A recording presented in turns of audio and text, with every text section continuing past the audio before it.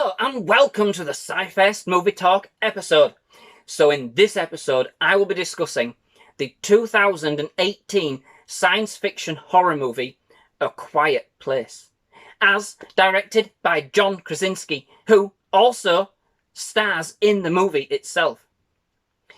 The movie is set in a world where humans have all but been wiped out by a race of creatures who hunt via sound, picking up the slightest of noises and basically relegating the remnants of the human race to live, those that have avoided being torn and to shreds, to living a life of silence in order to survive.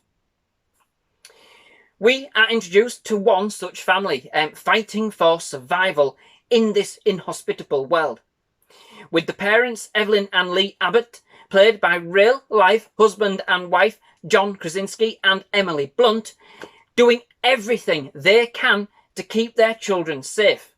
Their daughter Reagan and sons Marcus and Bew, as played by Millicent Simmons, Noah Jupe and Cade Woodward respectively. The creatures, seemingly indestructible, extremely fast and agile, are a force to be reckoned with. Your only hope is to avoid being noticed. And that is certainly the case, and certainly the task of the family as we follow and observe them trying to live their lives, ingeniously kind of adapting to living a silent life. But of course, this wouldn't be a horror film if something didn't go wrong. And to throw something else into the mix, a pregnancy. Well, all bets are off, I tell you. So, this film? Yeah, simply superb. Absolutely. It is a fine example of an expertly crafted movie where elements such as pure acting and music are used with finesse to create a mesmerizing and ambitious movie that will really have you jumping out of your seat, if not even your skin. Quite uniquely, for a modern film, for quite a significant proportion of the movie, it's mostly silent. Very few words are actually spoken in basically fear of bringing the creatures close. And so quite a lot of the film's dialogue, in fact, is actually conducted via sign language between the characters, which makes for a very interesting and intriguingly fresh way of presenting the character's plight on screen. And along with the soundtrack, this actually makes for some very exceedingly tense moments. What I would say is that with this film generating much of its suspense from the fact that it is indeed silent for the most part, you do need to be able to watch this movie in complete silence to really get the best from its scares. I have actually watched this a few times, and I must admit there was a stark difference in how involved and invested I actually felt with the film based on the amount of conversation that was actually going on in the room around me. In silence, with your senses kind of heightened, this film can get exceedingly spine-tingling. When other people are chatting away, not so much. Even the crunching of popcorn can get quite irritatingly noticeable when watching this film. So watch it somewhere dark as well. Dark, quiet, yeah, you'll love it. What adds further to the overall mystique of the movie is that the creatures, which have invaded Earth, have never got their origins truly revealed. Nor do we get much detail about them, bar the fact that they are hypersensitive to sound. So that's an interesting one. I don't think they could be directly classified as aliens in this movie. That's never mentioned. Nor is any name actually given to them. Let's just say unidentified creatures, or creatures of unidentified origins. Yeah, That probably sounds better. In fact, this movie contains technically one of the most genuinely, nerve-wrackingly, nail-biting, is a mouthful, moments that I have ever seen in a movie. It's a real kind of cringy moment where you can't help but wince and kind of look away. In fact, this has to be one of the most tense build-ups in the whole movie. And this doesn't actually come from any of the creatures. If you have ever seen the movie, you will know the scene I mean. I think that the way that the kind of film is set up, practically in silence, could have failed drastically if it weren't for the emotions of the actors in the movie.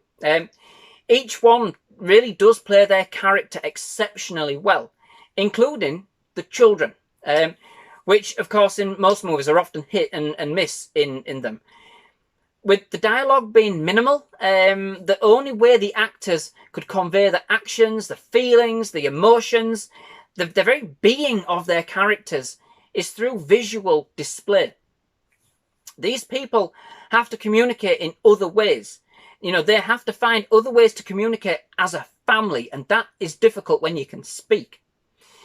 It's difficult as they have a small child, and any parent knows keeping a child quiet, it's a struggle in itself. But yes, all of this is excellently portrayed on screen by the actors. And do you know what? There's not really one fault I could pick with any of their performances here.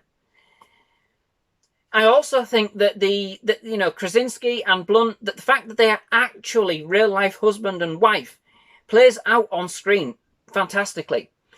You can really feel that their relationship is there, and their on-screen chemistry is simply superb. But not only that, they make the whole affair believable. Like they are actually a family through and through. And this is one of the major elements in the movie which really does draw you in. I'll say it again. The tension you get from the movie and the way this builds this up right from the very start is simply excellent. Admittedly, there are a few jump scares. It builds on those. But in a quiet room, these are made ever the more fantastic, in my opinion. They will literally have the hairs on the back of your neck raised in electrifying anticipation, I tell you now. This is bolstered by the movie's soundtrack, as composed by Marco Beltrami. I didn't know that. He also did Scream, which I absolutely love that soundtrack too. Who kind of brings his own style to the proceedings, which just kind of amplifies the emotions being depicted on screen. Very subtle at times, and then kind of brought about with a jolt to the senses with a real kind of edgy feel, and certainly a great crescendo towards the film's climax. The fact that your senses are already heightened brings the film's score more in focus than ever before. The creatures themselves are pretty menacing looking, they really are, but are mostly CGI, which at times is noticeable. They do actually work a lot better given the style of the film when only parts of them are actually on screen, or even when it's just suggested. Those scenes are most certainly a lot more tense for the most part. But, that's not actually to say that the scenes where we do get to see the creatures aren't tense enough. No. In fact, there are a few scenes, and I won't spoil them for you if you haven't seen the film, that get extremely, extremely nail-biting, and even quite emotional. And again, even though this is certainly a creature feature, the focus is always on the human characters again. And I can't stress this too much. Played exquisitely well. So overall, basically considering that this is a silent film, when all's said and done, it's riveting. It really is. It's one of the very few stylish horrors that I have seen in a long, long time. It is slickly done, and even though it takes a while to get into the real kind of nitty-gritty action, there's enough going on. There really is. There's enough that you want to learn about these people. that, you know, they actually make you want to find out about how they live their lives.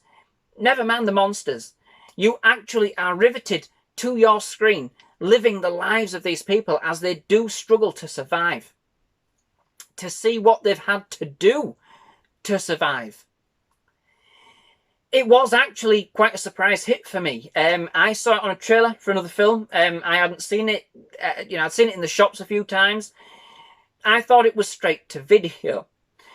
Personally, what a muppet.